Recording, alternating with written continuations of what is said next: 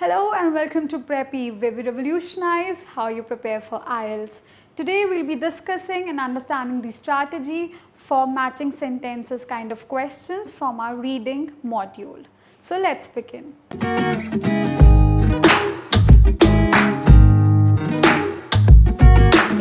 We understood that the test taker's ability to understand the main idea of the entire paragraph was assessed. What do they assess in case of matching sentence endings? In this case, they assess your ability to understand the main idea within a sentence. So the difference between these two kind of questions is that in case of matching your headings, you had to understand the main idea of the paragraph and along with that answer the question. In this case, you have to understand the main idea within a sentence. So this is the difference between matching your headings and matching your sentence ending question. Now let's have a look at how these questions actually look like. So what they'll do is they'll give you some 3-4 incomplete sentences. So here we have some incomplete sentences.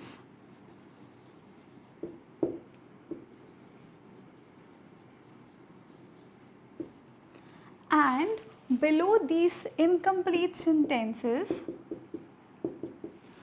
we have certain options to choose from. So we have A, B, C, D, E, F. For 4 questions, or let's just say for 3 questions, we have 6 possible endings. So these are the possible endings to these sentences.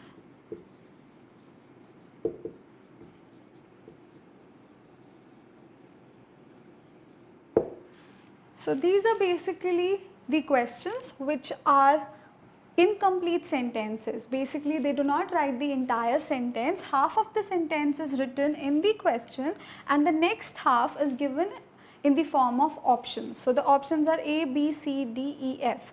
So the first one could be completed by ending it with the option A or option B or option C or option D. So it could be any. So basically these 3 are questions and we have some 5 or 6 possible endings and we have to pick one among these to complete our sentences here. Right? So this is what we have to do, and in case of your answer sheet, you have to, corresponding to 1, 2, 3, the box that you have to choose these options. If the answer for first one is B, then we write B here, right? You don't have to write the entire sentence, you just have to choose the option, and here the option, for example, if it is B, you just choose B and write it in your answer sheet corresponding to the question number. So here, for example, the question number 1 has the correct answer B. And basically when you complete the sentence, you think that B is an appropriate possible ending for this particular one, then you just write B there. So that's your answer sheet, this is your question, these are your possible answers. Now you have to understand one thing. The number of answers are always, I'd rather write options. So options, number of options are always greater than the number of questions. So if you have 3 questions, you would be given more choices to confuse you. Yes, that's the idea behind giving more options, so that you get confused and the examiner is in a better position to understand your abilities. So here the number of options are always more than the number of questions. So some of the options are irrelevant and unnecessary. So have a look at this again. These form your questions, these form your options, that's your answer sheet, and you have to answer your question. So far we have understood what we are being assessed in case of matching sentence endings. Here we know that this is the question, it is half complete, the next half is somewhere here in the answers or the options, and you have to pick one among these to complete your answer and correspondingly mark that particular option in your answer sheet. Let's now have a look at the strategy to solve this particular question. Let's understand. Number 1. Questions are in the same order as the information provided in the passage. So this is something you need to remember whenever you're solving such kind of questions. Now let's assume you know the answer or you have an idea about the answer for the question number 2 as well as question number 3. If you can locate the answer of these questions in the passage, then you know that the answer to question number 1 would be above the question number 2 and the question number 4's answer would be below the answer of question number 3 in the text, right? So this is how it would help you out in locating your answers. So this is a very important thing. It's in the same order. So if I just kind of tell you if this is probably your text, if the answer to question number 2 is here and question number 3 is here, then the answer to question number 1 would be above this and the answer to question number 4 would be below where you found the answer to question number 3. So this gives you an idea, or this gives you a visual idea of where your answer could be.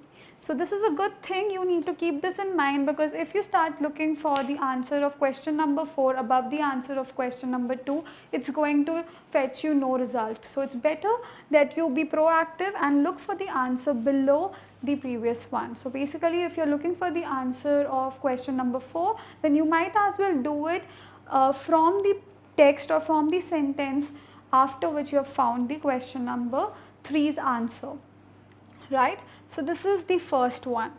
Next is to underline keywords and look for synonyms and their paraphrased versions in your text. So you have to think from the perspective of the examiner and think how he or she could have changed this particular question or incomplete sentence to write it in your passage or in your text. So that is your duty. You need to underline the keywords in your incomplete sentence and look for those keywords in your passage, but you cannot look for the exact same word, because chances are the examiner has modified it to some synonym or maybe has paraphrased your incomplete sentence. So your question can be paraphrased or can be changed by using another word instead of using the word that's given to you in your question.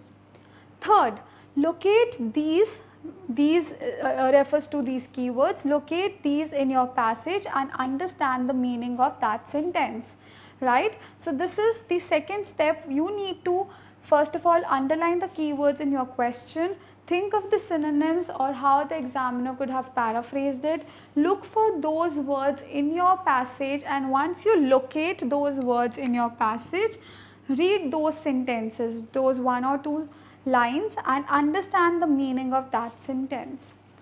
After that, you can solve your answer. You have to look at your possible options and locate the answer in those possible options.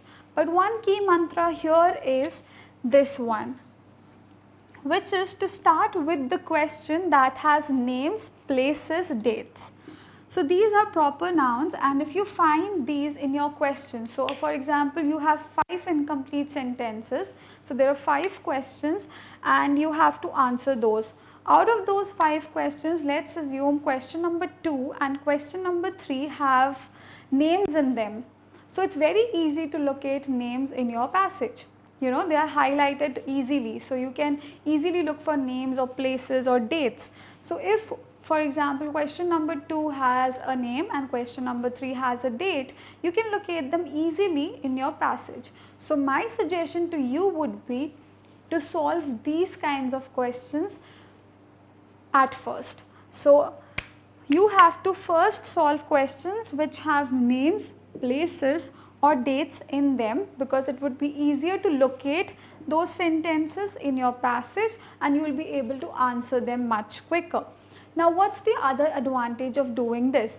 When you have answered question number 2 and 3 correctly, let's assume, you will be in a position to understand that the answer to question number 1 would be above the answer of question number 2, and the answer to question number 4 and 5 would be below where you have located the answer to question number 3 because of this particular point.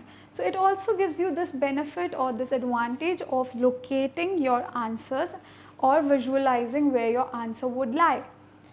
Last but not the least is, do not read all answer choices, options or possible sentence endings. Yes, you have say 5 questions and you have 8 answers or 8 options to choose from. If you start reading each one of those, it would confuse you. So you do not have to do it initially. Initially, you just have to go through these 5 questions. Firstly, underline the keywords and think of the synonyms. Secondly, look for the questions if they have names, places or dates. If there is no such question, then definitely you can look for synonyms and paraphrases in your text or in your passage. So far we have realized that this kind of question is basically trying to understand whether you have the ability to understand the main idea within a sentence or not. Next, we realized how the question would look like. There would be some incomplete sentences in the question and some possible options would be provided to us that might or might not complete that incomplete sentence. And here the catch is that the number of options or probable answers or possible endings would be more than the number of questions. So we have to be very careful while choosing those answers. Next thing, how do we write this answer in the answer sheet? We do not have to write the entire possible ending, we just have to pick the A, B, C option, whichever corresponds to that particular possible ending that we think is appropriate for the question.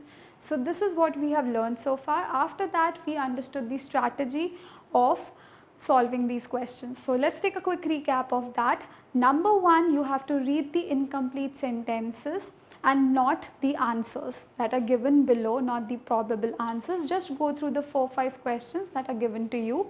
Underline the keywords and try to look for their synonyms or their paraphrased versions in your text. Another advantage is that if you have a question with proper nouns, basically any incomplete sentence in your question which has a place, a name or a date, first of all, pick that question and locate that name, place or date in your passage or in your text. Once you do that, you will be easily in a position to understand what that particular sentence is saying, and you will understand it, comprehend it, and then you will be in a position to pick the possible ending after understanding that sentence in the passage. So this is what you have to do. So first we pick those questions which have proper nouns and solve them. Then we go to other questions. Here the strategy is to eliminate. Some possible answers would be not given in your text. Cut. Some possible answers that are given to you would be there in the text, everything would be present there, but some would be evident that this is not the answer to any of the questions. If you are so sure about any such possible ending or any such option, just put a cross on that particular option and move on to the next one. So basically this is called elimination method and you can follow this, right? After you do this, you just basically have to keep solving other questions. With each passing question that you solve, the number of options reduce and it makes your task easy and you are able to complete your task in time. So this is about it for your matching sentences ending kind of questions. I hope you understood it and you liked it. Also make sure that when you are reading the answers in the end to assess them, to see whether they are right or not, or to check them, make sure you don't make any mistake when it comes to the grammar, collocation, punctuations, etc. Thank you so much. I hope you liked this video. If so, please give it a thumbs up and subscribe to our channel. Thank you so much once again.